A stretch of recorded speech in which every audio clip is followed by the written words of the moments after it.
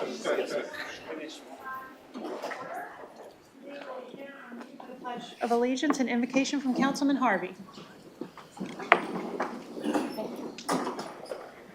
I pledge allegiance to the flag of the United States of America and to the republic for which it stands, one nation, under God, indivisible, with liberty and justice for all.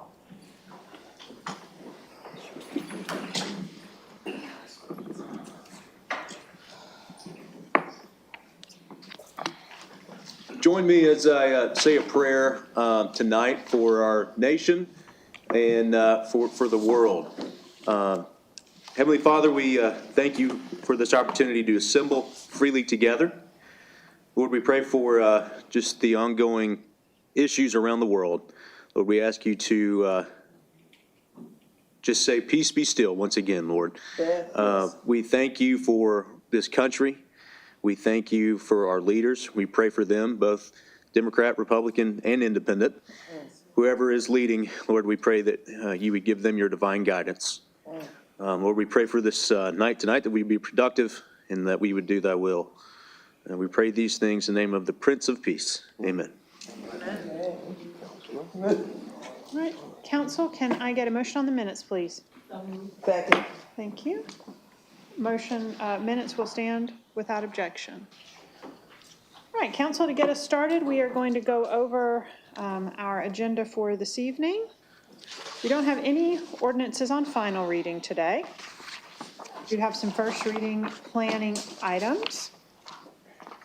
Actually, just the one that is related to some corrections at the Baylor School. We have resolutions for economic development. Councilman Harvey. Oh, no question, ma'am. Oh, okay. We have Family Justice Center. We have individuals who are up for reconfirmation and confirmation into the administration. Councilman Elliott.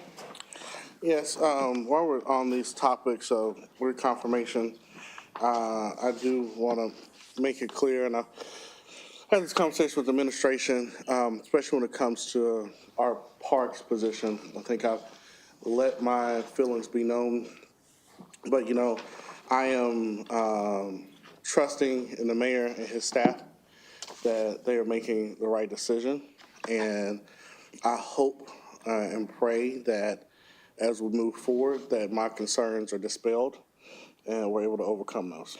So that's it, Madam Chair. Thank you. Councilwoman Dotley. I'm sorry, I was waiting for the item I, if you want to. GHI. Okay, that's the interlocal agreement. Go ahead. Okay, yeah, so I'm rarely jealous of what everybody else got in their district, because we know District 7 is the best. However, this is one of those things, this is one of those things that has me extremely jealous. The framework for formulating and managing agreements. It's a great opportunity as we begin moving toward hopefully a R1 or R2 university designation. So my only question is, as budget chair, is there any cost associated with this interlocal agreement?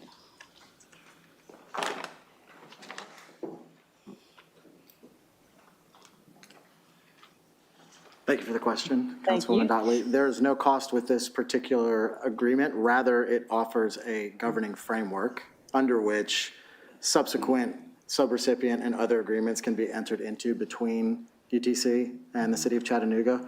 Most of that is going to entail federal dollars that are coming down from Washington for various research and other grant opportunities.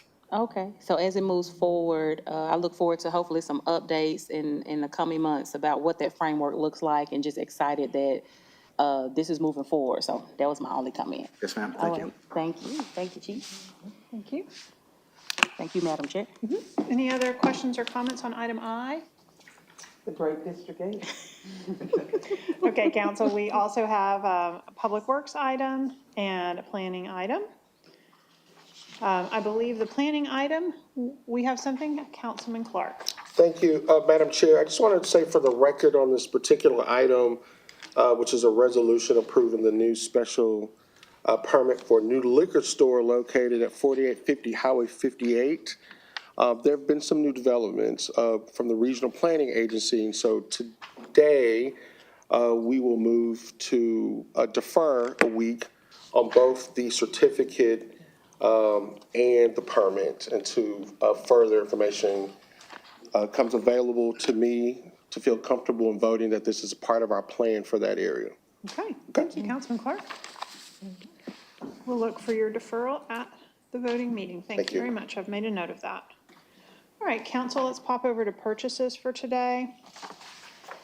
We have 5 purchases. We do not have any renewals, RFP format recommendations, or emergency purchases, but there is one sole source purchase. Councilman Harvey. Yeah, I'm curious what a bottle-free water cooler is. If somebody could explain that to us? Sounds interesting. I asked the same question and got an illustrated email, Oh, so okay. Kevin now knows the answer to this Listen, very well. I'm smart on this now. Now, bottleless, which when I first typed my email to you, I was writing waterless, and I was like, no, bottleless. Okay, so you can imagine the water dispensers with the big plastic bottle that are heavy, 5 gallons. So instead of that, it's those black dispensers that are rectangular. They're connected directly to a water supply. They filter, they cool, they heat, and you just go up to it, press the button. And so what this contract is going to do is give departments who currently have those big, heavy dispensers who can't lift it when there's an empty one, that whole thing, the option, if they have a water line, proximate water line, to switch them out. Does that make sense? All right, yeah, thank you. Thanks. Whew, switching a water bottle is one of the most exhilarating and humbling experiences of an intern's life, I would say. Okay, any other questions, anybody? Okay. Then we will head back to our 2-week agenda. This will be for July 1st. We have some items on first reading, one from the Office of the City Attorney making a small change. We have 2 Public Works items, both of which are in District 2 that I am still working on. Wastewater, and then we have resolution, just one resolution for Public Works. Hit your light if you have any questions or comments. Councilwoman Burrs. Public Works, the resolution under Public Works for the repair of the Hickory Valley Road Bridge. I am aware of the project. Do you all have a timeline yet? No, ma'am, we do not have a timeline yet. Okay. I know originally the goal was to at least start working on it while school was out because of the impact, but looks like. That's still the attempt right now. I just don't know that it's going to line up. Okay. As soon as y'all know, can someone just give me the timeline so I can help Absolutely. communicate that to the community? Yes, ma'am? I would appreciate it. You're Thank welcome. you. No problem. You good, Councilwoman? Yes, thank you, Okay, Chairwoman. Terrific. Okay, let's move to future considerations, please.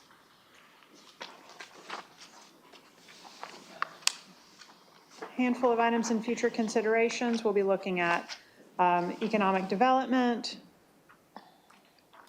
a finance item, and a human resources item, Public Works, Mayor's Office. Does anybody have any questions or comments about any of those items? Do you need more information at this point? Okay, looks like we're good on that. Next up, I would like to bring Steve Wilson up to the podium, if you will, please, Steve, to give us a brief update on the search for a new fire chief. Thank you, Chairwoman Hill. Hello, council. Hi. So I do want to just speak to the process for, bringing administrators forward, and I think the timing is appropriate since we're here to confirm and reconfirm administrators today. And with the recent announcement that our fire chief, Chief Hyman, is retiring, we're already on the search for a new department leader. So, and I thank you, Councilman Elliott, for your words of, respecting the leadership and trusting that we're doing the right thing. And I also recognize that for our last hire, we probably weren't as transparent and open with the council as we could have been on the front end. So we want to make sure that we have a good, transparent process moving forward. and that's what I wanted to just share for a few minutes today, kind of what the plan is for the fire chief, and then potentially with agreement, this could become more of a standard process going forward. So obviously, we start with the position posting, and in some cases, that could be internal or external for a varying amount of time. For fire chief, we know that we have a strong breadth and depth of candidates, really good people in the department that we can choose from. So we selected to do an internal posting, and we did that for 2 weeks. And that yielded 6 candidates, which are all at the captain rank or chief rank. So really strong candidates to choose from. From there, we've put in place 2 rounds of interviews. Those could possibly have been done in 1 round, but, you know, it's vacation season, so it's hard to get a bunch of people together at one time. So we have 2 rounds of interviews, and then during that time, we will narrow down the candidate pool to the finalist selections to kind of progress in the process. And with that progression, after going through those interviews, they will be afforded the opportunity to have a one-on-one with the mayor. And we also want to have a one-on-one with a council member. And we believe the right choice there would be to align that with the committee chairs that are responsible for that department. So in this case, being the Public Safety Committee would be Councilman Henderson as the chair of that committee. So he would have a one-on-one with the candidates as well. At that time, we would also progress to a little bit of field testing for them. We think this step's probably appropriate for the departments that are very community outward facing, may or may not be appropriate for internal facing roles, but so we're going to assign some homework. We recently had an employee engagement survey, so we're going to ask the candidates to provide a plan, to review the results and provide what their plan would be to improve employee engagement in the department. And then we're going to bring them in with a group of external people that we're going to invite in. This may be community leaders, possibly some faith leaders. We're going to reach out to some other police or fire departments in the area to their leadership and invite them as well. So don't exactly know who will be attending that yet, but that's the group of people, the voices that we're looking to hear from. So with that, they'll probably break bread together, have some lunch or something, and then have the opportunity to talk to each candidate, and we'll have each candidate present their presentations to them. And then we're also going to have a scenario that we'll have those candidates, go through with that group. I won't give details on that here because we don't want to give them too much preparation time for that. So, but we'll do something there. And then all of the information that's provided from every speaker. Oh, and one thing I left out before I go there is we're also talking with other people. You know, we're getting the opinion of Chief Hyman. We're getting the opinion of both of the union's representatives on each of the candidates as well. All of that information will be collected and it will be reviewed with the executive committee, with the mayor. Obviously, at the end of the day, he's the one that makes the decision, given all of that information and the feedback from everyone. So he'll make the selection as to who would be put forward to council for confirmation. And then at that point, we would add the selected candidate to the future considerations, and we will schedule meetings with each of the council members to meet with the individual that's been selected prior to the confirmation vote. So that's the plan. We're hopeful that that's agreeable with you, but we're also, welcome if anyone wants to reach out with suggestions. Councilor, do you have any questions? Councilwoman Burrs.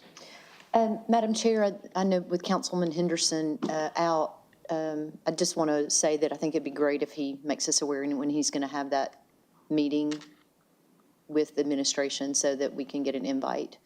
If any of it wants to sit in on his, I don't know if it's going to be here or how that'll be handled. But. Steve, is that intended to be a public meeting or is it an interview, part of the interview process? And are you only going to introduce the field testing portion and the one-on-ones? It was unclear if that is a narrowed group of candidates, one candidate, or all 6 candidates. I think the one-on-ones were intended to be just that, just a one-on-one meeting with the individual and and the one council person. I think if we start making it a group meeting, then it would have to be a public meeting at that time, if I understand correctly.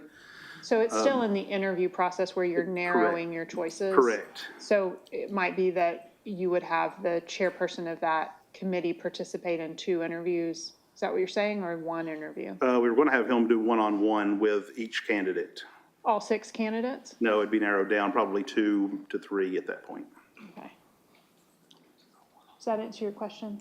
Yeah, and maybe it's a conversation we can have in strategic planning as well, if we want to have input on maybe some of the questions that we would like asked, or something that we can contribute to that. Okay. Thank Okay. you.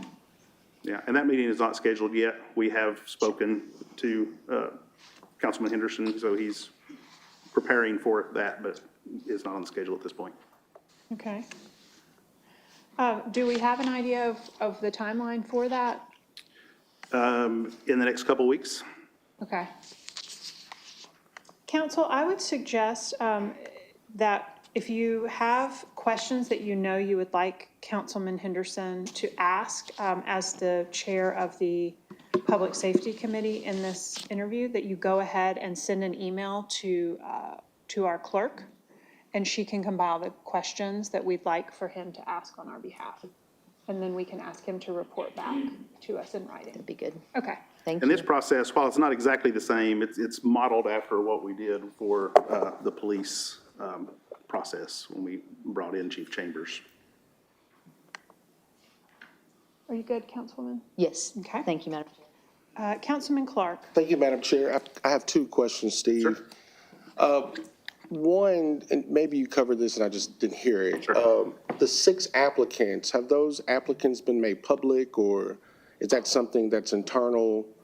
It's currently internal at this point. I'm not exactly sure what's appropriate on releasing the names, so I'll refrain from doing that before Yeah, knowing for sure if that's appropriate. Would it be appropriate We to could probably release? get them to you. Okay, that was going to be my follow-up. I was, it's public, so, I guess, would it be inappropriate to release that information to our chair or to city council members as a proprietary document, I will perhaps? follow up to see what the appropriate answer is, and we'll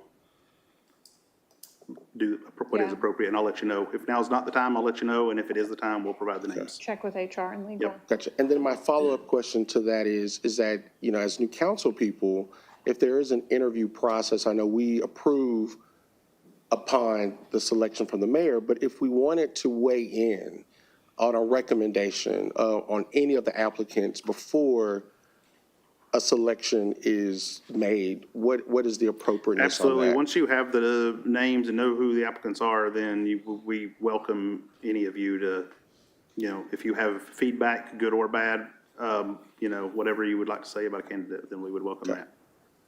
A point of clarification, the field testing portion of the process, Steve, will that be for 2 finalist candidates or for a single candidate? That would be for a couple of finalist candidates. Okay, so that might be the time after it's been vetted to give names, because they would be Perhaps, public at that yes. point. It would definitely be more Would it open at not? that point. Well, just let us know what you all decide with the attorney and HR, please. ma'am. And we'll plan accordingly.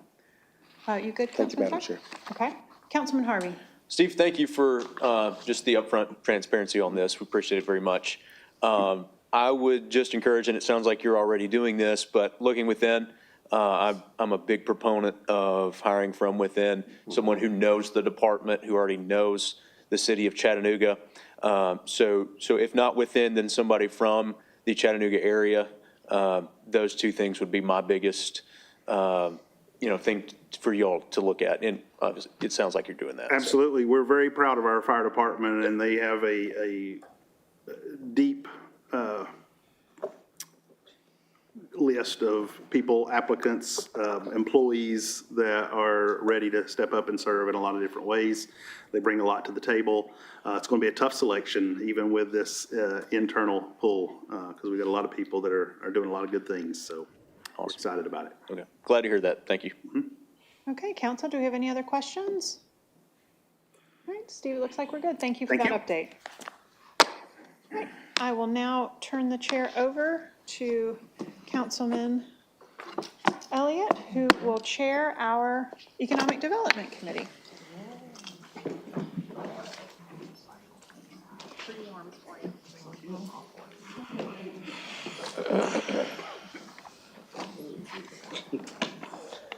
Welcome to our first Economic Development Committee meeting of this term. Can I have a motion on the minutes? Motion to approve. Second. It's been properly moved and seconded. Today, we have our annual report of our city-funded economic development programs and incentives. Our senior advisor for economic development, Sharita Allen, is going to be giving us a presentation today. The floor is all yours, ma'am. Terrific. Thank you, Councilman. Good afternoon, Chair. Sharita Allen, Senior Advisor for Economic and Workforce Development. Today, I will provide a quick overview of the 4 programs where we are required by ordinance to provide an annual report to this council.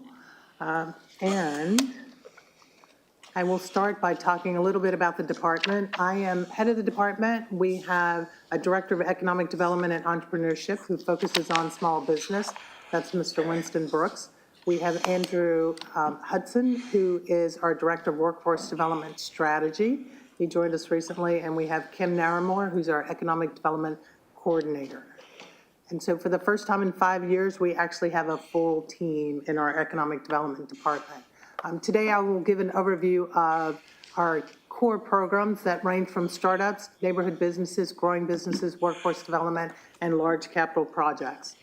What that looks like for us, our toolkit, is this particular chart. It spans the range from high risk on our entrepreneur, our small business startup side. That's where we typically have our greatest, our least success rates.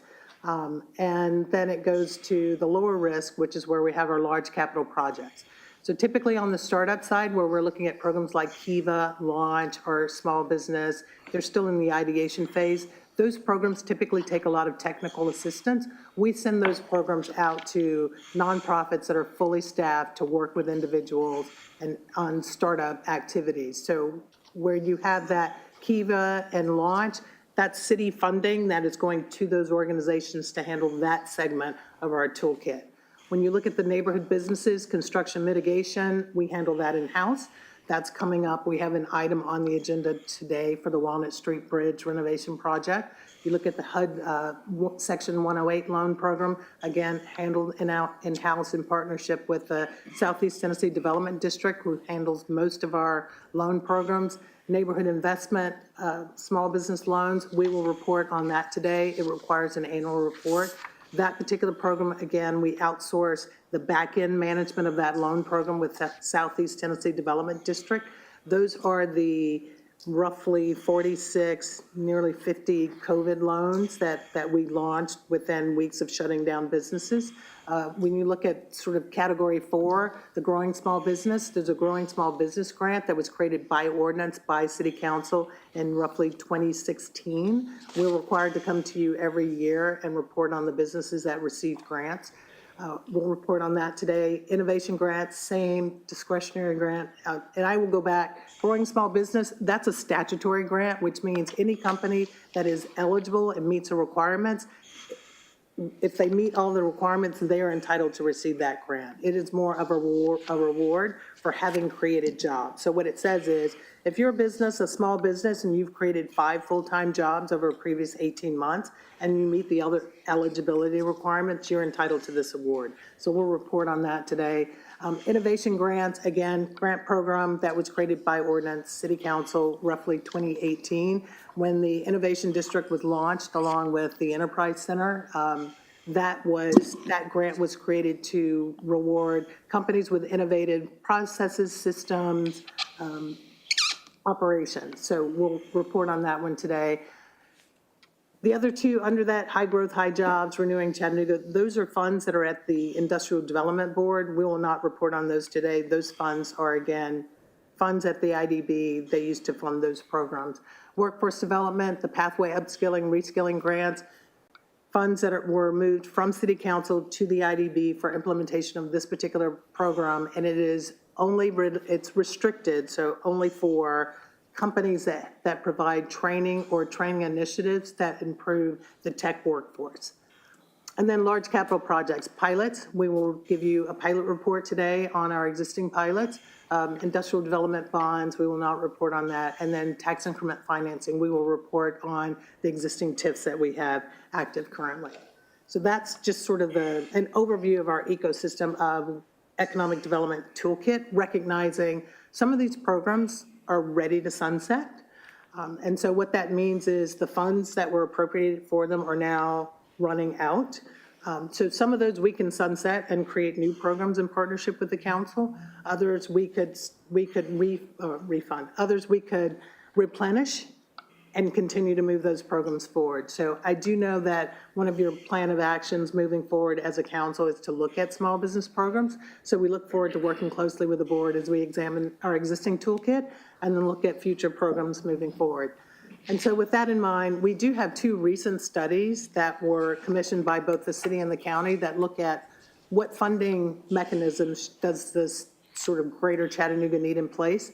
And so there's the first one, which talks about capital funding, and then the second one, which really and truly talks about sort of a vision for new toolkits. So I'll make sure we're preparing binders for the council. I will make sure the council receives both of those reports, links and hard copies if you would like. But it points towards what incentives and small business programs are missing in our ecosystem and what it would look like to put some of those in place.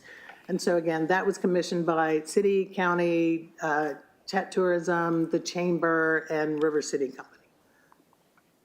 Leads us to our first report. So Neighborhood Reinvestment Fund. Again, this is a loan program that we stood up weeks after COVID. We had roughly 46 loans that were administered. Again, these were loans to businesses that ranged from restaurants, salons, barber shops. You see some healthcare related, one or two other ones in there that escaped me. And so what we ended up doing was companies could apply, Southeast Tennessee Development District managed them on the back end. Those loans are set to mature in the next 3 years, but in the meantime, out of the 46 loans that were administered, 43 of those businesses are current on their loan payments. So we've had a high repayment rate on that. We have 2 businesses that did close. Those 2 businesses are still making payments even though they have closed. And then we had one that never made payments on that. So that's kind of where we were on that particular program. And these grants were spread across all the districts. We're happy to provide a list of the businesses in your individual districts if you would like that. Next, small business and entrepreneurship. Again, this category, we are required to bring you a report. And so these are the 4 businesses that received grants this year, keeping in mind this program was only staffed for 4 months out of the year, so we have only 4 awardees. Typically, we would have 10 to 15 small business grants throughout the year, but we're only showing 4 this year. And again, these are small businesses that create the fabric of our community. They are the kind of quality of life type businesses that make this a place where people want to move and work and play. And so again, everything from landscaping, obviously sports, you're looking at restaurant, and then office furniture works, furniture retailer that also does rehab and refurbish of materials. So again, creating 8 jobs, 6 jobs, 18 jobs, and so that was pretty successful for the year. Innovation grants, we had InterSign, located in District 9. They created 22 eligible jobs. They actually created more jobs, but the job requirements that we have for small businesses, there's a wage requirement. And so we only reward companies that meet that wage requirement. So of the many jobs that they created, 22 were eligible. And so that particular company, it's a sign company that ended up retooling their operations and putting in roughly $3 million worth of 3D printing equipment. So they're printing component parts for signage. The next one, job training grants, again, funds that are restricted that are only for tech workforce development. We had a Build Within, partnered with Chattanooga 2.0 on a tech accelerator. Again, and that is, these are what we call them pilot programs, but not pilot in the way of taxes. These are test programs where we're looking at national models for training towards micro-credentials and certificates for in-demand jobs. And so what that might look like is a training program that is for cybersecurity positions, because those are in demand, but not for coding, because coding is not in demand. And so these are those two programs that were stood up. And so again, $50,000 grants for those restricted monies. We have roughly $143,000 left in that fund. And once those funds are gone, this program will go away. Next, let's talk about the fun stuff, TIFs. So I'm sure most of you are familiar with TIFs. You've heard about TIFs. You've watched them work. Here in the city of Chattanooga and greater Chattanooga, Hamilton County, we have two types of local TIFs. We have developer-backed TIFs and we have city and county-backed TIFs. And so the way I will report today, I'm going to start with the developer-backed TIFs. These are TIFs where the developer's taking the risk, where essentially there's infrastructure, there's a but-for, the infrastructure needs to happen in order for their project to happen, but they're assuming the risk, they're building the infrastructure, and then the increment that's created will pay them back for having built that infrastructure. And so this is basically, we define a TIF district, the set property tax values, there's a floor. The floor never gets refunded, it never gets abated, it's always paid, but that incremental growth after the project starts to happen, that incremental tax, that's what goes back to pay for the infrastructure, keeping in mind, not all of it goes back, only a portion goes back. And so we'll start with the first one. So we're looking at the Black Creek TIF. I'm gonna need my glasses for this one. Okay, and so this TIF, the but-for, was this mountain road that was built in order for the rest of the development to happen. And so if you look at the city incremental taxes generated to date, we're looking at roughly 4.5 million.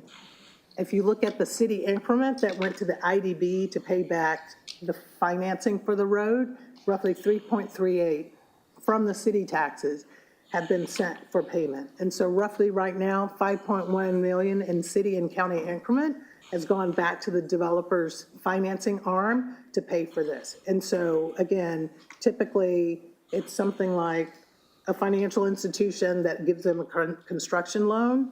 They're part of that agreement. So the monies that are going from the IDB are not going to the developer. They're going to the financing arm that made the project happen. So again, this was a $9 million TIF. There's a 20-year time horizon. And I say this because these projects are long-term projects. You put them in place and they will take decades to come to fruition. And so this increment happens in little steps over those decades, but it pays it back over the long term, as long as the development's happening to generate the increment. Same Martin Luther King extension. Again, this was a situation where we had the but-for. There was a blighted riverfront property, developer purchased a parcel. The city and the county wanted to make sure the general public still had access to the riverfront, that it wasn't blocked off from this new parcel.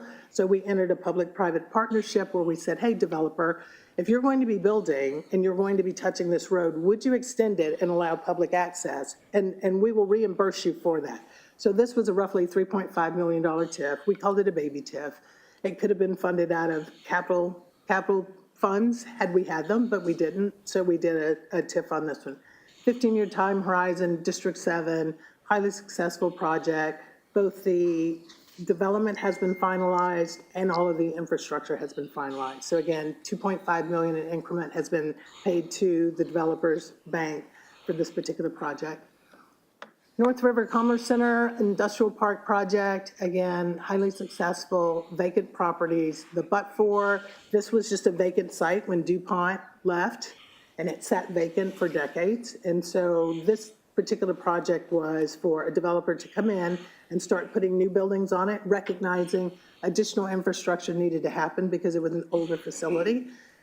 It also included a portion of Soccer Road being extended, and Soccer Road being creating sort of a jog leg so that if you came out of the soccer complex, you were able to come out at a signal light. So this particular project, District 2, was for infrastructure and also lighting and signaling at those particular intersections. So again, roughly $360,000 has been paid to the financing arm for this particular TIF, and it's a roughly $10 million TIF.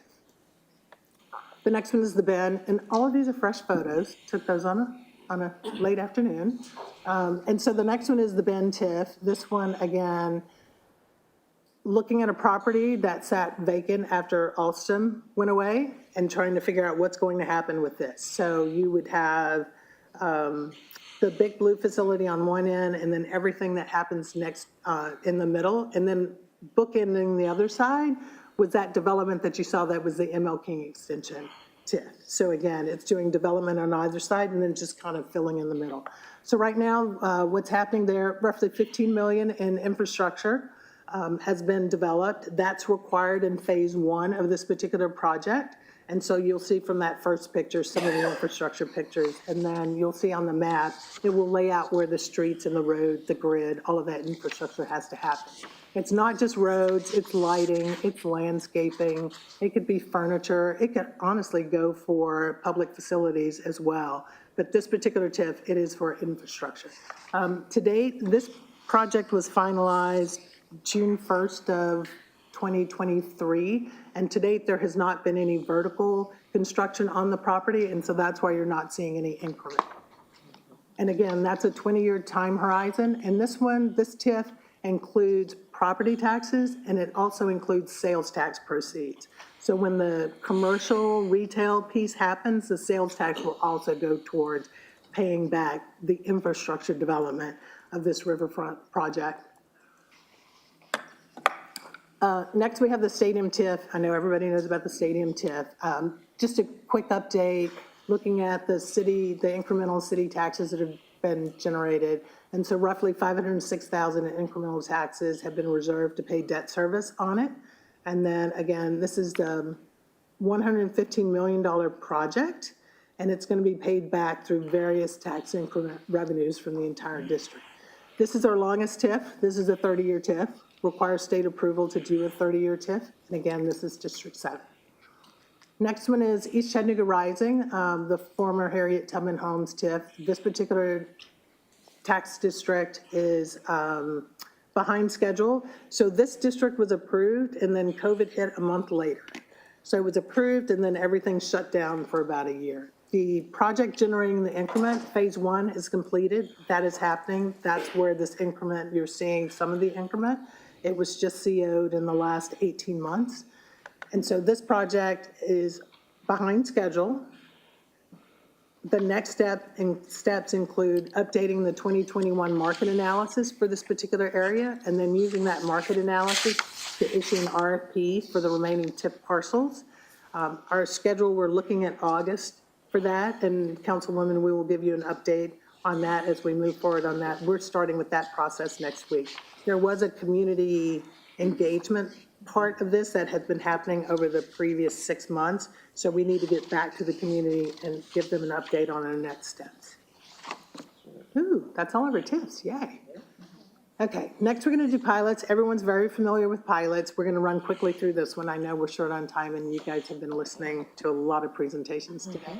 So these are, I'm just going to give you, again, pilots are used to work with companies that are in targeted industry. They have exportable products or services, so they're growing the economy. New dollars coming into the economy. When we look at some of the small business, those are dollars that we want to keep circulating in our economy. So we're working on both ends of the spectrum. So these are some of the pilots. I will first just show you images of the pilots and where they're located, and then I'll do the final report at the end. So Coca-Cola, District 6, we've got Stomp, we've got M&M Industries, District 9. Their pilot expires, it ends at the end of this calendar year. Former Plastic Omnium, that's OP Mobility, again, their pilot ends this year. Steam Logistics, you've got Unum, District 7. That particular pilot was for a parking garage in order to open up parking structures for housing. And then Volkswagen, you've got Yongfeng, there's a typo there, that's misspelled.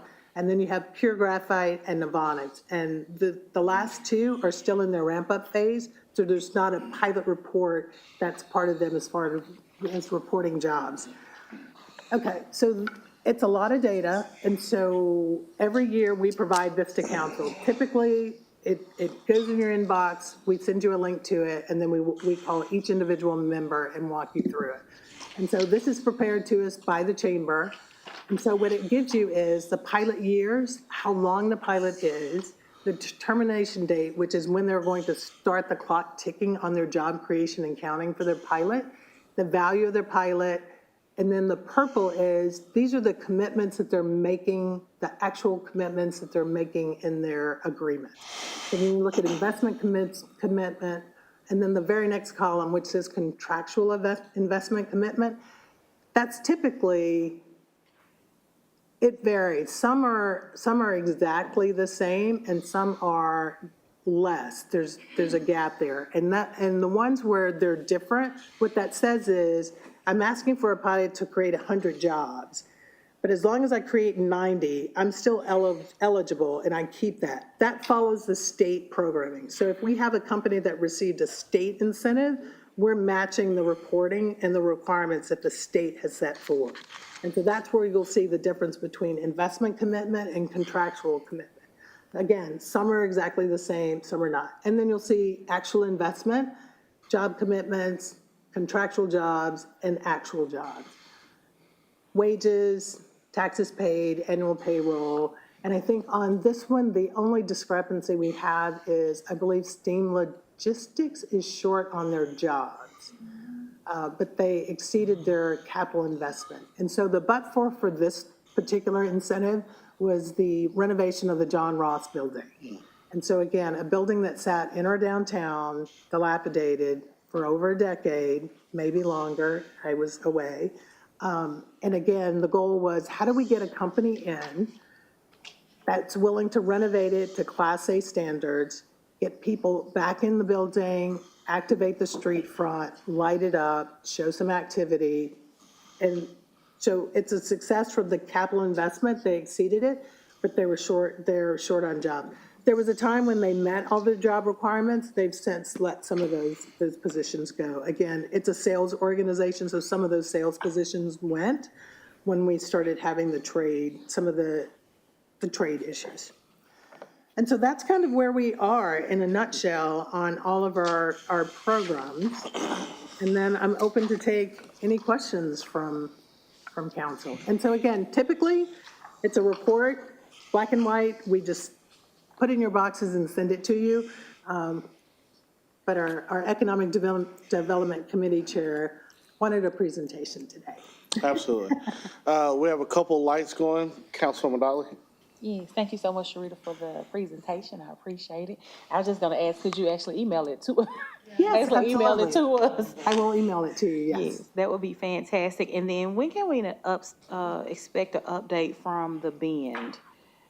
Because I see they've had made much progress at this point, and that was a big deal, especially going into the West Side Evolves project to ensure that we were gonna get those funds, so. Okay, and we've met with the developers. And so good. typically, we have, once a year, we meet with all the developers on their projects just to get a status. So we have a great finance team that's always on top of the numbers, and then from an economic development standpoint, we're always on top of the development, because the development is what drives the numbers. Right. And so we've met with the Bend developer, and we got an update last week. And so again, they're in talks on contracts with other projects, but in the meantime, they're focusing on finishing out the infrastructure piece, which is required in phase one. So they're compliant on their phase one piece, and we just need to get the vertical piece to start to happen. Okay, and then my second question in regards to Steam Logistics, which I think was a great investment, seeing that building renovated downtown, you can't beat that. But still, if you could just email like an update, kind of reasoning as to why those jobs have such a distance between them. So if you can just send that in a quick email with this update, that'll be great. I will do that. And again, they were compliant at one point, and so I will figure out at what point that compliance dropped off. Right, they were, and they pay really good salaries too. So it was really good. So I just want to see what happened. Thank you, Sharita. That's it. Thank you, Mr. Chair. No, thank you. Chairwoman Hill? Thank you very much. So while we're on the topic of the Steam Logistics pilot, so they were contractually obligated to invest $10,080,000, but they anticipated that they would invest $11,200,000.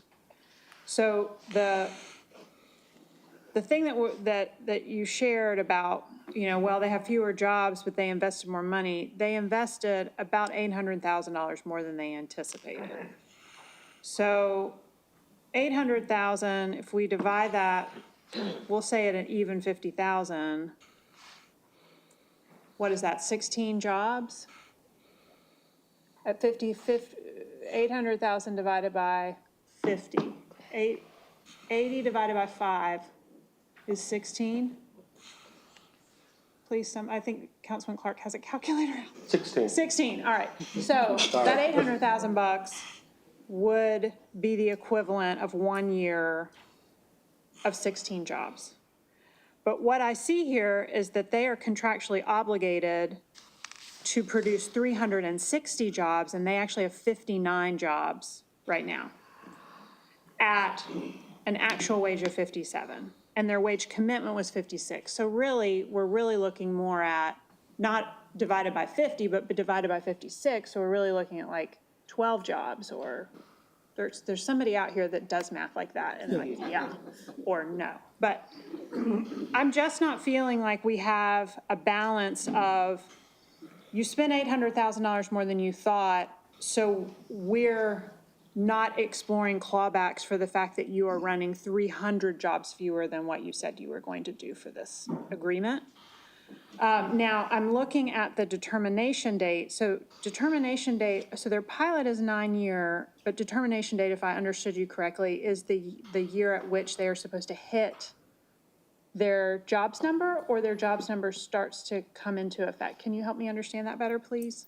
I do not know the answer to that, looking at the October 1st of 2026 date. Okay, I thought And that you were so- saying that was like when we will start officially counting their jobs. Is that what's? Because I know they get a ramp Yes, up. it is. And so and just so you know, they're still in their ramp up. Okay, If you look at, they still have a ramp up period. and that ramp up is until October of this year, and that's when we start holding them accountable within their October of callbacks? 2026. 2026, that's right. Always off by one number. In this case, it is the 6 versus the 5. Thank you. So you raise an interesting point, because what happens with some of the pilots is companies, especially if they're getting a state incentive, they get to pick their job phase-in period. So if you have a project, for instance, that I'm going to construct a building, and it will take you 2 years to construct, and then it will take you another year to calibrate equipment, sort of test out the systems.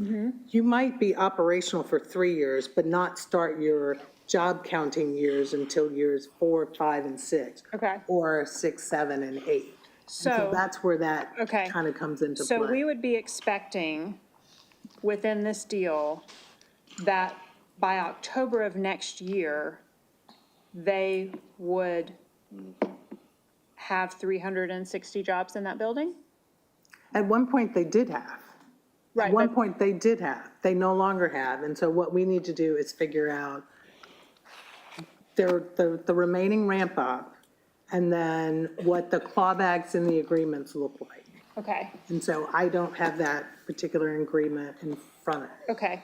So I do think that's something to unpack a little bit more carefully, as we have one in real time that is not delivering at the rate we would expect. Because to say, at one time they did, but now they don't, when when we approved a pilot for Novonix that's worth $54 million, if I remember correctly, that we're expecting to yield 500 jobs. But if it's 500 jobs at one point in time, and then we go down by 90%, that's not what anybody wanted, right? That's correct. Them It's not. included, right? Correct. So that's why we build in these clawbacks. So I think this is a time when we would be a good test example, case study, as it were, for what's happening, to ensure that we have that building as full as we were advised that it would be, which was a key part of making the deal, right? Sure. If they had come to us and said, we want to spend $11 million to rehab this building, and we're going to have 60 people working there, we would have said, okay, that's really interesting, but it might have been a different deal, It right? would have been. Yeah.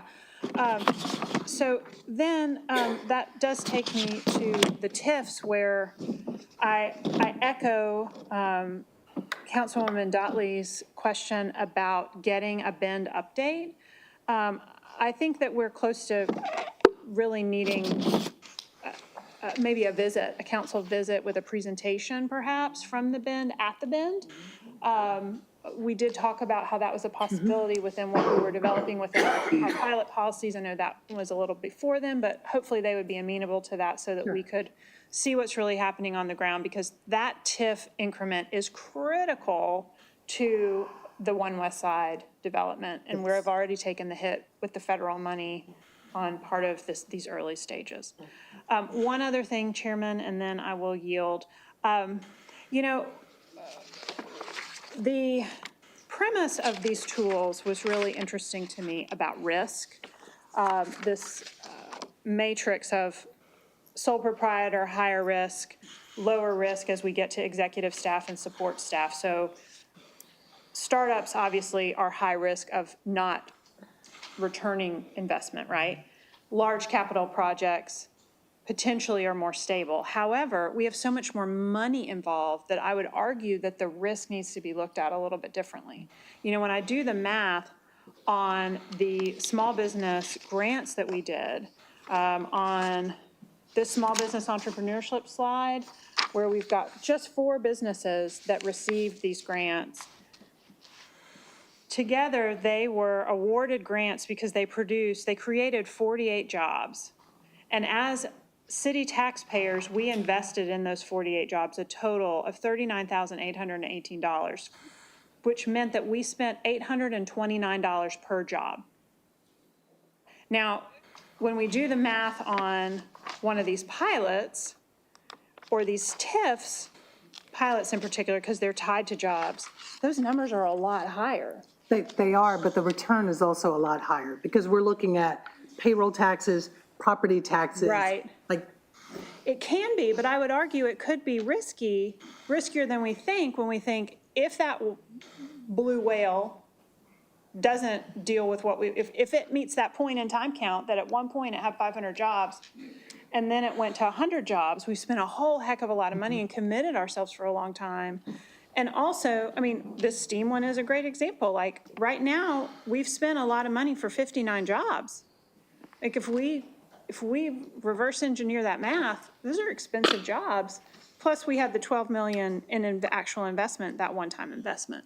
So these are things that I want us to continue to work on. I'm excited to talk about what we're gonna do about small business, because I would argue that while we have a higher risk of change within those businesses, it's a lot lower stakes in terms of investment that could potentially still sends kids to college, still pays health insurance benefits, you know, things like that. So that's all.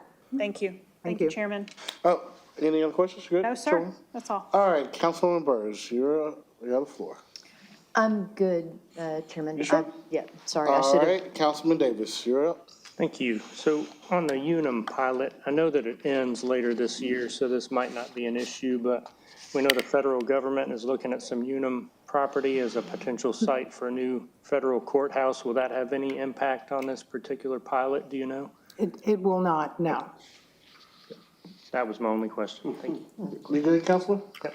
All right, Councilman Clark, you're up. Thank you, Councilman Elliott. Ms. Allen, I'd like to go back to some follow-up questions to STEAM Logistics, if that's okay? This is in regards to the clawbacks. What type of exceptions and considerations do we give when they don't make the determination date? I know you mentioned for this particular company. Sure. They were adversely impacted by the federal trade happenings. What type of exceptions or consideration do we give to that before we determine clawbacks? It would be listed in their contracts, and keep in mind, this particular pilot value was $525,420. So when you're looking at that, like STEAM Logistics had a very small pilot compared to their actual capital investment, and then if you look at their annual payroll, like that project, again, they did not meet the job requirements yet. They met them, they're down, they could be back up again by 2031. But at this point, we would have to look at their agreement and determine whether any clawbacks would be eligible. But we would be clawing back a $500,000 incentive. Gotcha. I have some additional questions. Floor's yours. Thank you.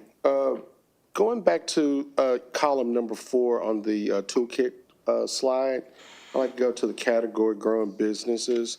One that I'm particularly interested in is the renewing Chattanooga urban grocery recruitment. I noticed that you said there was no report on that for this fiscal year, or that you would not report on it, or? And no, and so that particular fund, when it was created with $50,000.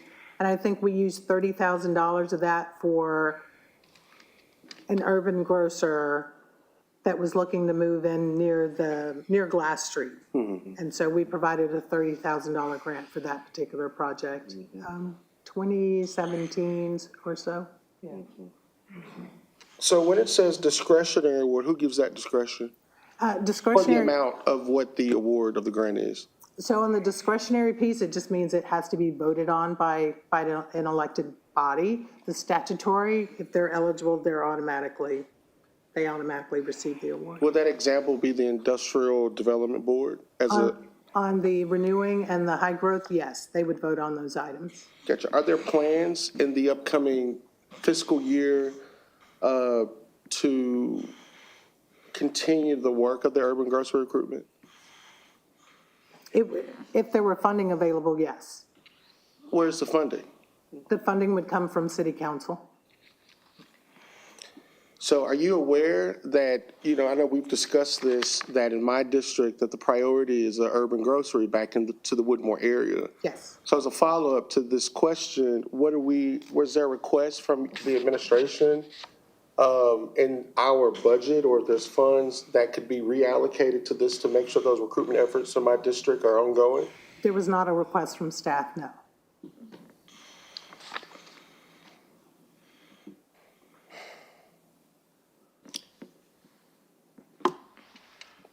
Thank you, Councilman. All right. I see no more lights. Anybody have anything else? All hearts and minds clear? No one ready? Well, Sharita, thank you so much for taking the time to put this thoughtful presentation together.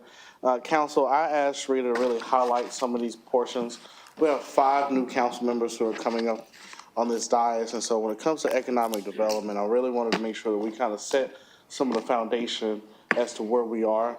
And so please be on the lookout for our upcoming work with economic development. I wanted us to get over this hurdle, but this committee is going to be quite active.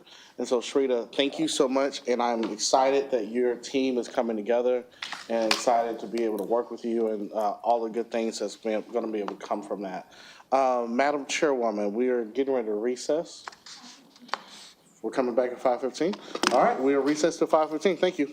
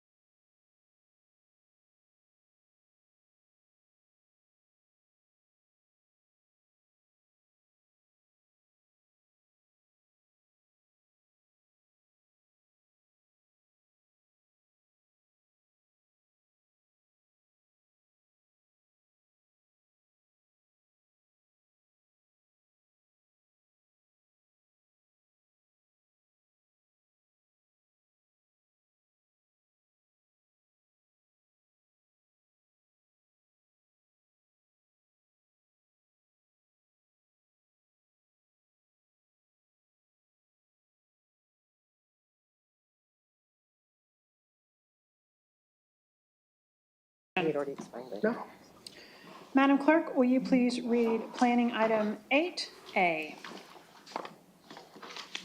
An ordinance to approve corrections to the official zoning map as referenced below. Council, can I get a motion? Second. Do you have any questions or comments on planning item 8A?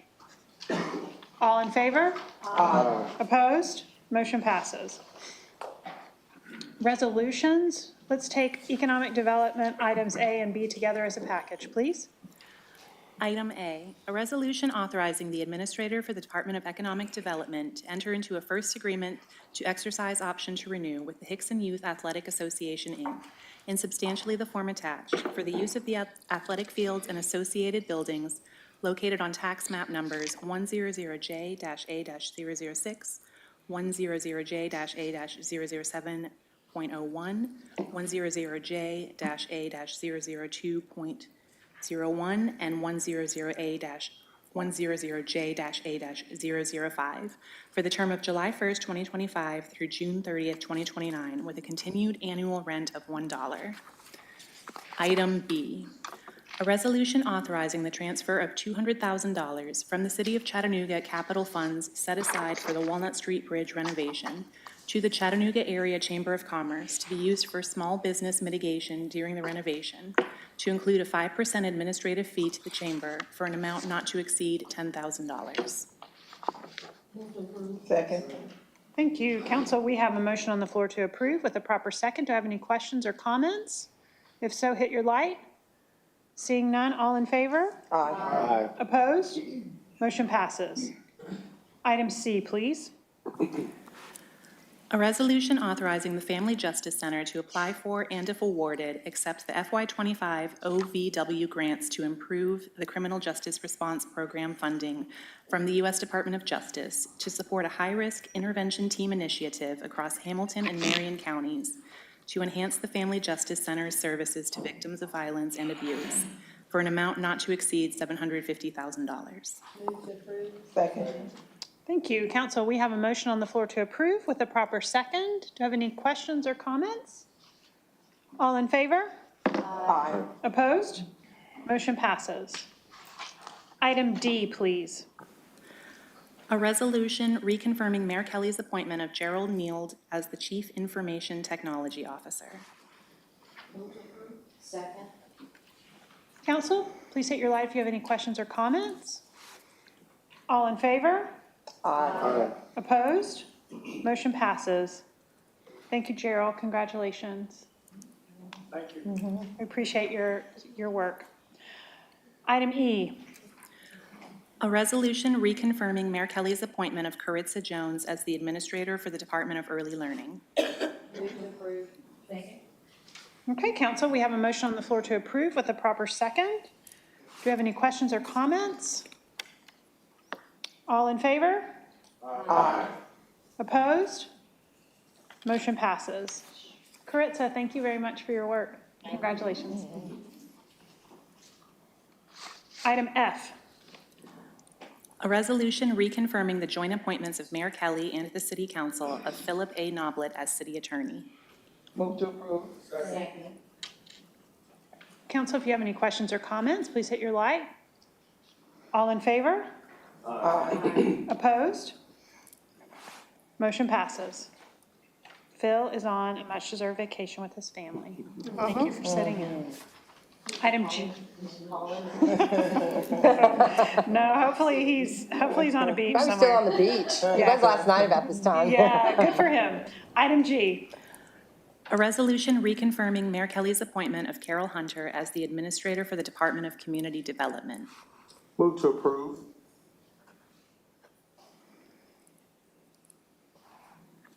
Council, do I have a second?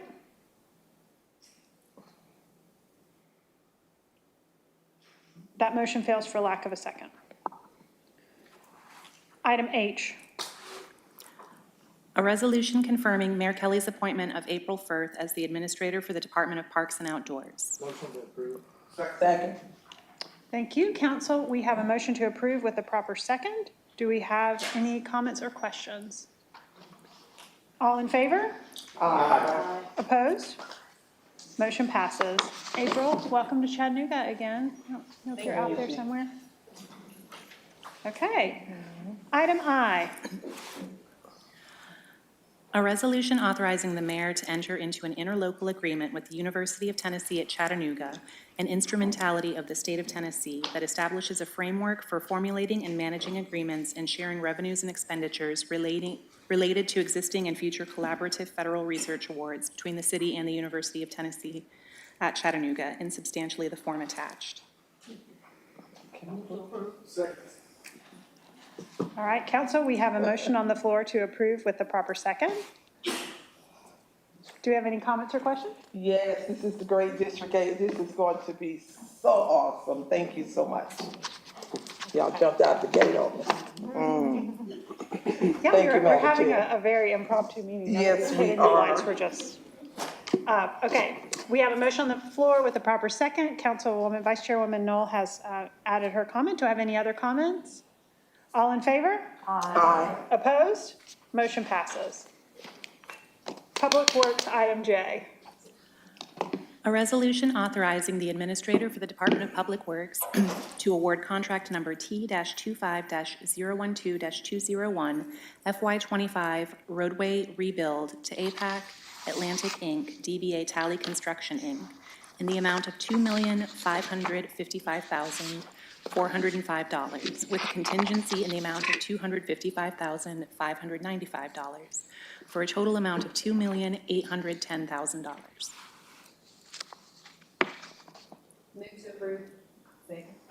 Thank you, council. We have a motion to approve with a proper second. Do I have any questions or comments? All in favor? Aye. Opposed? Motion passes. Item K. A resolution approving a new special exceptions permit for a new liquor store located at 4850 Highway 58, Suite 130, Chattanooga, Tennessee. Councilman Clark. Thank you, Chairwoman Hill. I'd like to defer for 1 week until July 1st for further due diligence. Okay, we'll take that in the form of a motion. Can I get a second? Second. All right, council, we have a motion on the floor to defer until July 1st. Do I have any questions or comments? All in favor? Aye. Opposed? Motion passes. We will defer that item for 1 week. All right, let's take a look at purchases.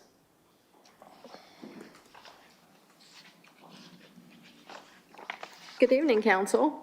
Hello. I have 4 purchases recommended for approval this evening. The first is for Fleet. This is a 2-year new blanket contract for police vehicle equipment. This will be a 4-year agreement not to exceed $600,000 annually. The award will go to Dana Safety Supply and Truckers Lighthouse as the best bids for the city of Chattanooga. Number 2 is for purchasing. This is a new blanket contract for bottle-free water coolers. This will be a 4-year agreement not to exceed $50,000 annually. The award will go to Aqua Systems as the best bid for the city of Chattanooga. Number 3 is for police. This is a 4-year renewal. Summit Uniforms has requested a 13% increase due to the rising costs for production and raw material. The new estimated spend will be $279,700. Police has approved the increase. Number 4 is for stormwater. This is a one-time purchase of a dual shaft shredder for use at the landfill. The award will go to Shred Tech as the sole source in the amount of $538,702.85. Thank you very much. Council, can I get a motion? Second. Thank you. Council, we have a motion on the floor to approve these purchases with a proper second. Do we have any questions or comments? All in favor? Aye. Opposed? Motion passes. Thank you. Okay, I have 1 sole source to report. This is for stormwater. This is the purchase of a portable water measuring device in the amount of $24,866.80. Thank you very much. Thank you.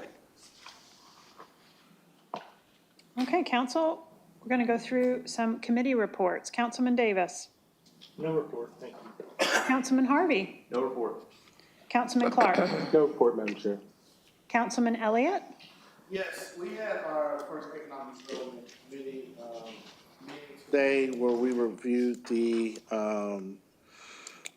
annual report of our economic development programs and incentives. So thank you, Sharita, and economic development team for that. We have a couple follow-ups we're going to be bringing before council for some questions, particularly around steam logistics, and also wanting some more information around the bins as well, and also grocery stores. Yeah, please. Thank you. I forgot about you at grocery stores. And so we'll be working diligently with the department, with Sharita, Richard, and the rest of the team, and we'll get that back to you all promptly. We've got a work group as well on those topics. That's great. Yeah, that would be great to discuss those. I know we've had some homelessness work group meetings, so good things. Councilwoman Dotley. No report. Councilwoman Burrs. We have a planning and zoning committee meeting scheduled for our meeting next week. Thank you. And Vice Chairwoman Knoll. Thank you, Madam Chair. We have our second legislative committee meeting on July the 1st, the urban chicken ordinance. Our Councilman Henderson, grand chair, has had that in his suit pocket for a while. So All right, thank you very we'll get to much. bring it out. Okay. I believe the city attorney has an announcement.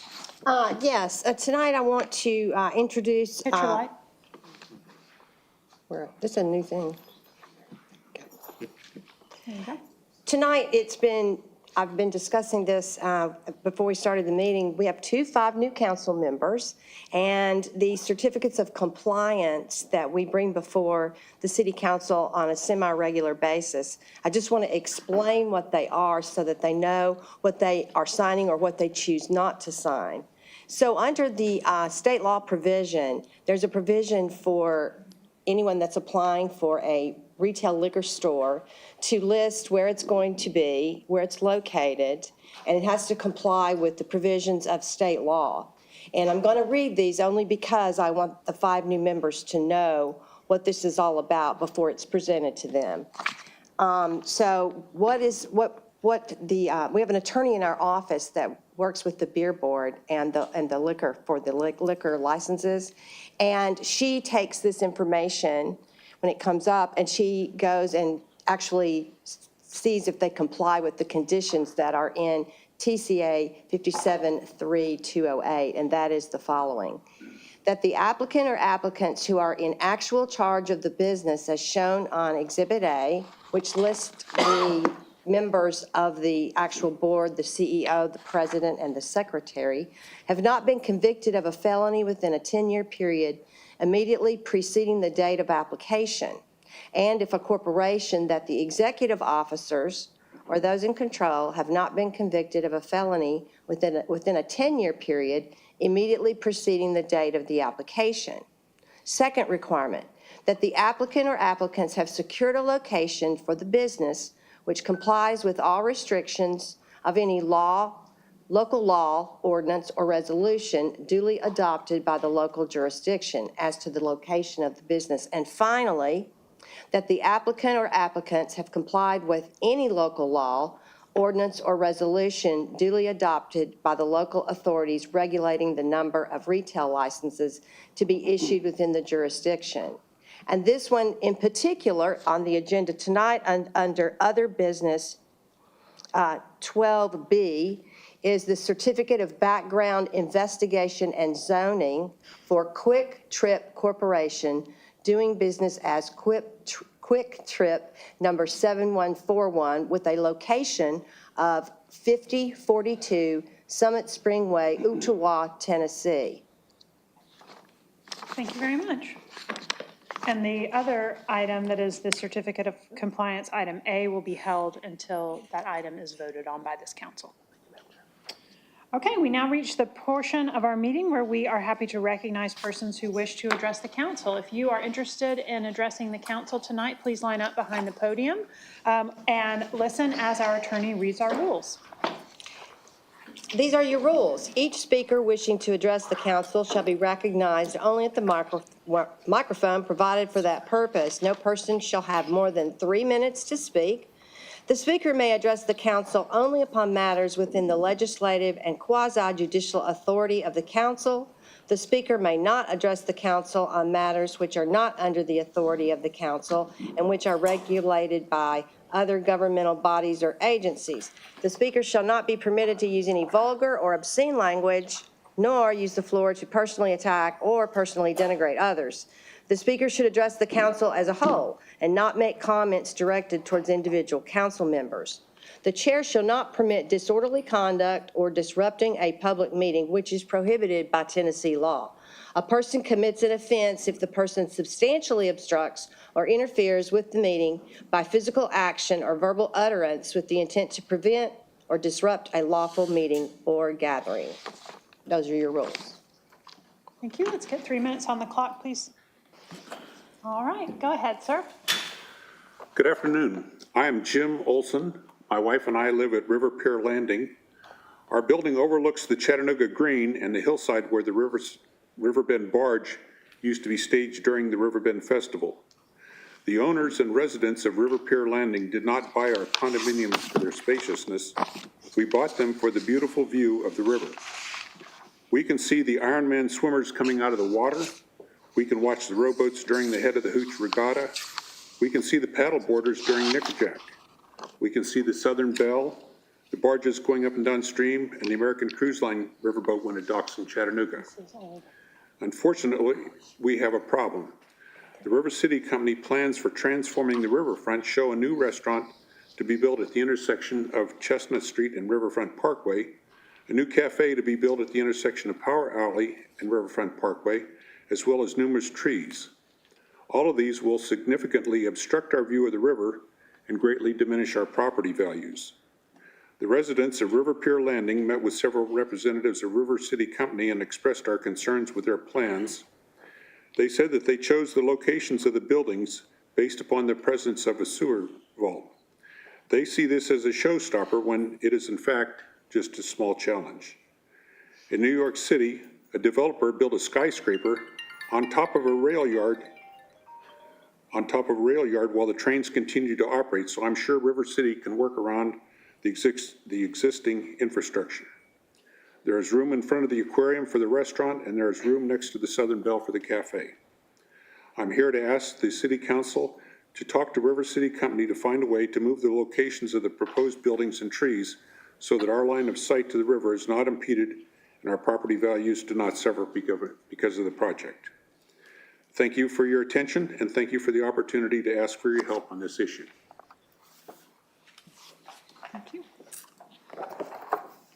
Good afternoon, Council. My name is Jeff Meldal. I'm a resident of St. Elmo. I've had the pleasure of speaking with many of you before on many issues through my work with Caleb and other organizations, but I'm coming to you tonight as the acting president of the Chattanooga Area Labor Council. We are a collective voice for more than 25 local unions and around 5,000 organized workers, everyone from UTC faculty and staff, your own city workers, musicians, electricians, and my own local, the iron workers. So we have a broad and deep cut of working folks in Chattanooga. Our members live throughout all of your districts and the surrounding area.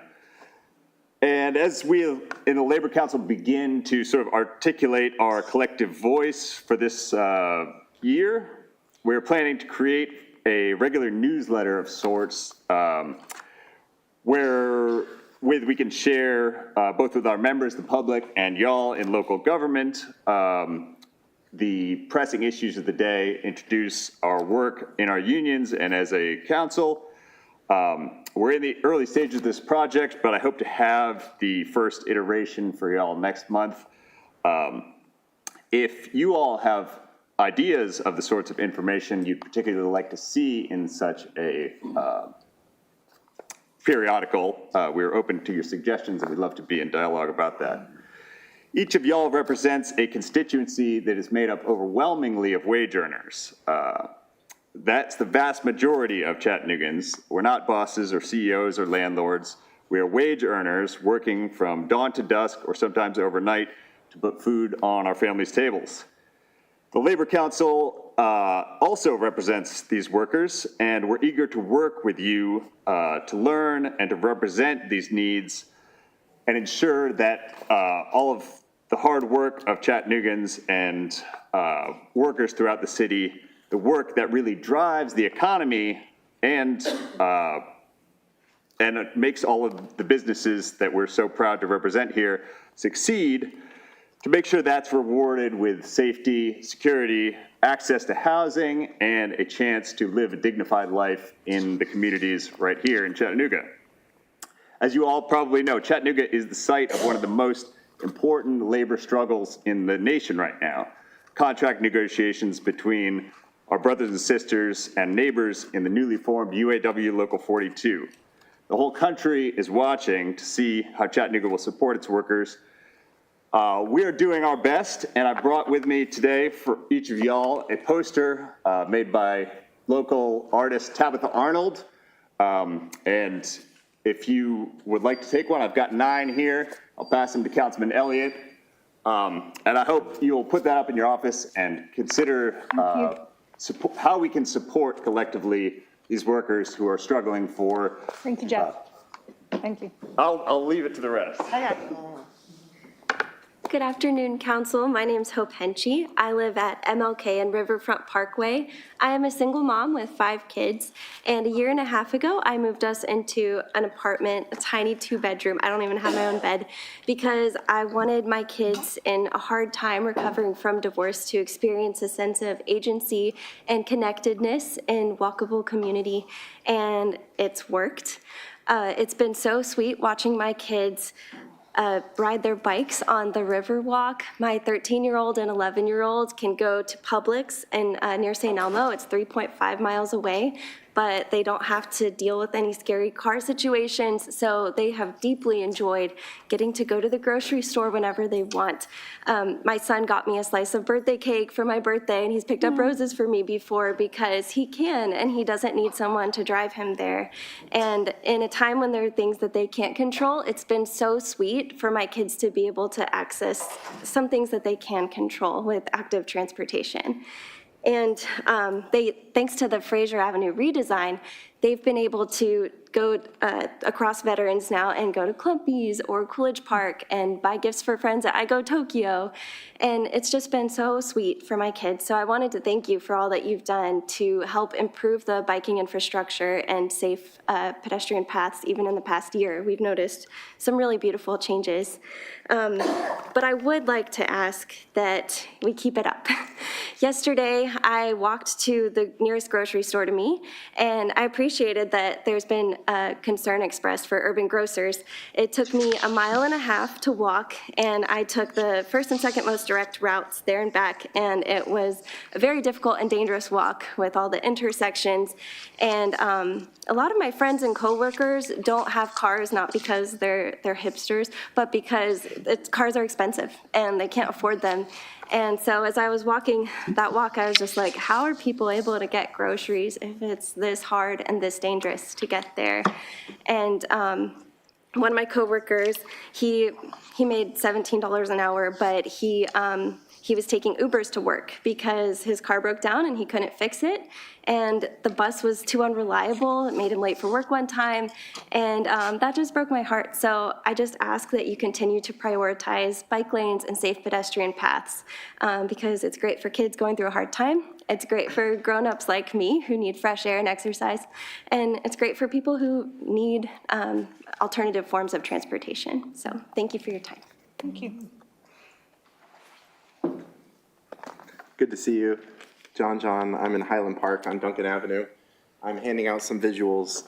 In 1995, there was a heat wave in Chicago that claimed the lives of 740 Chicagoans. And an interesting study was done, and this is going to be on the second page. I also emailed these to you if you prefer more vibrant charts and color. It looks a lot better. An interesting study was done on 2 neighborhoods, North Lawndale and South Lawndale. And despite being similar neighborhoods in almost every sort of demographic and makeup you can imagine, one neighborhood fared better than the other. And what they found in that neighborhood had that the other one didn't was social capital, that it was a lively and vibrant community so that people weren't scared to go out on the streets and meet their neighbors, and that ended up saving their lives. Strong local institutions thrived as a result of it. So every single economic and demographic barrier that you can imagine in this case was overcome through community. I want to talk about the social model of disability. The social model of disability is when you are disabled not by some inherent capability, be it physical or mental, but because of something built into our construct. On the very front page of this, you see two boys waiting to cross the street. That's Wilcox Avenue. It was in the middle of the day, it was incredibly busy, and they were much too young to be crossing that alone. And I thought if there were a crash and something were to happen to them, their parents might get blamed, the driver might get blamed, but we wouldn't blame the environment. But if you zoomed out on a map, they're coming from their neighborhood, going to a community center. They deserve the autonomy to walk there, which is part of what she was just saying there, but we don't have safe pathways to get there. But I don't want to end on a sour note. There's lots of notes in here, but if you go to the final page, you'll see some plans for a street in Highland Park, in which there are 3 schools and public amenities in the form of a large park and a dangerous street, in which we acquired private funding to implement quick build technology, something known as tactical urbanism, to make the streets safer and more productive. We're working with our council, with our councilman, Elliott, and Ron Elliott, as well as the Public Works and multiple nonprofits to make this happen. But what it could be is a roadmap. Every city in America that has gotten to 0 pedestrian and cyclist deaths or car fatalities, anybody, any kind of car-related fatality, any city that has accomplished getting rid of those for an entire calendar year, something known as Vision Zero, has done it through tactical means. I know we love our research institutions. I know we love our shiny technology, but it's as easy as what intersection is killing people? What can we do today with what we have to slow that down? And how can we implement that? So if you are interested, I do all of my work with local city officials pro bono. If you have any neighborhood associations that wants community work and wants a safe street like this, please reach out to me. Thank you so much.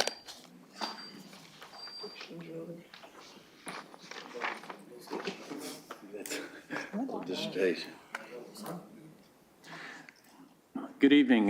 My name is Bob Edwards. My wife and I own the farm and former Missionary Ridge Baptist Church on Shallowford Road at the eastern foot of Missionary Ridge. I'm here on behalf of generations of citizens who lived at this site beginning in 1865. This meeting may determine whether we merit a footnote in the history of Chattanooga or whether we write a new chapter for our great city. The Battle of Missionary Ridge defined the city of Chattanooga we know today. Had it gone the other way, who knows if we would be here today and in what capacity. The 7 miles of Crest Road represent one of the most scenic drives in all of America. Yet visitors are dismayed that nowhere along this historic ridge can they find so much as a picnic table or a public restroom. Despite being the front door into town, Shallowford Road features huge ditches along both sides without a sidewalk in sight. I ask you to set aside the specific interests of your district and consider the city of Chattanooga as a whole. Should there be a Missionary Ridge Park that tells the story of our city's finest hour? You have received a copy of an article in the Chattanoogan.com published May 7th of this year that offered a suggested use for our property and adjoining lots that could be assembled into a popular recreation spot. I find it disturbing that the RPA chose to ignore my repeated phone calls and emails to their office requesting consideration of my proposal. Sadly, I learned just 10 days ago that the RPA, in conjunction with the city of Ridgeside, approved plats for 7 homes in the land across from our farm and church. I would ask you and the RPA whether it's standard practice to keep affected landowners in the dark regarding the plans of developers. There may be only one way to persuade the city of Ridgeside to consider making a kind gesture to allow their land to become part of a future Missionary Ridge Park.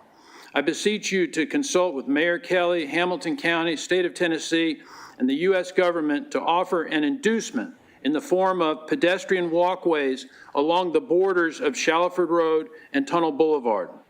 Together, we can create a destination that will rival the Tennessee Aquarium in terms of its beneficial impact on property values and community pride to all lands east of Missionary Ridge. Let me also address one other consideration, the 21-acre Pleasant Garden Cemetery at the end of Row Road.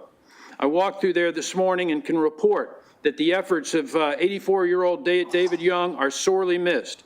He single-handedly removed acres of privet and vine that rendered this cemetery impassable just 25 years ago. If the land on both sides of Shallowford Road were combined, there's every reason to believe that our efforts can maintain this historic cemetery and build pride among descendants of those buried there. Thank you. Councilman Elliott. Karen, do you mind getting with Bob at the end of this meeting? Hopefully we can close the gaps on some of this. Thank you, ma'am. I really appreciate it. Thank you, Bob.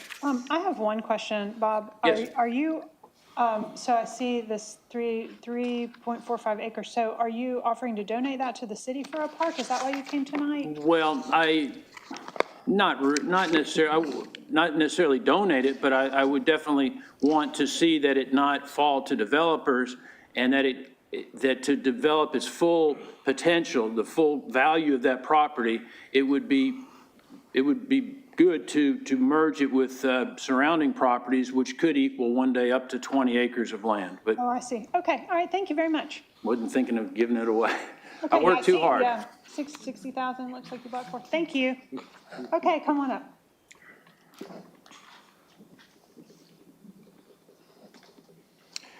Sorry, I didn't have it printed today. Good afternoon, members of the council. My name is Caleb Michalski, and I'm an elected member of the bargaining committee for the workers of Volkswagen Chattanooga. I'm here to testify why we fight for a better life. Like myself, many of the workers of Volkswagen face economic hardship due to the cost of living and health care and our wages being suppressed by companies that pursue union-busting tactics. I have lived in the greater Chattanooga area since 2010, and I love this city. Unfortunately, because of suppressed wages and union-busting tactics by employers, the cost of living has far surpassed the earnings of hardworking citizens. Many of the workers of Volkswagen are young, with small families, and have had to move further and further away, over an hour in some cases, for their jobs. Most of my constituents are a single paycheck away from homelessness. One of my guys on the floor lost his home last Christmas when his time was improperly managed on a single paycheck. Like myself, many of us have become burdened by serious medical debt or forego medical insurance altogether. In our contract negotiations, we are meeting immense resistance by the company in our fight for livable wages that allow us to live and support the city that we work in, love, and long to support. We are fighting for more affordable health care.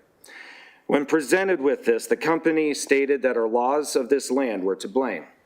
So I stand here before you as a Chattanooga worker, fighting for a better life for my family and the lives of the workers I represent.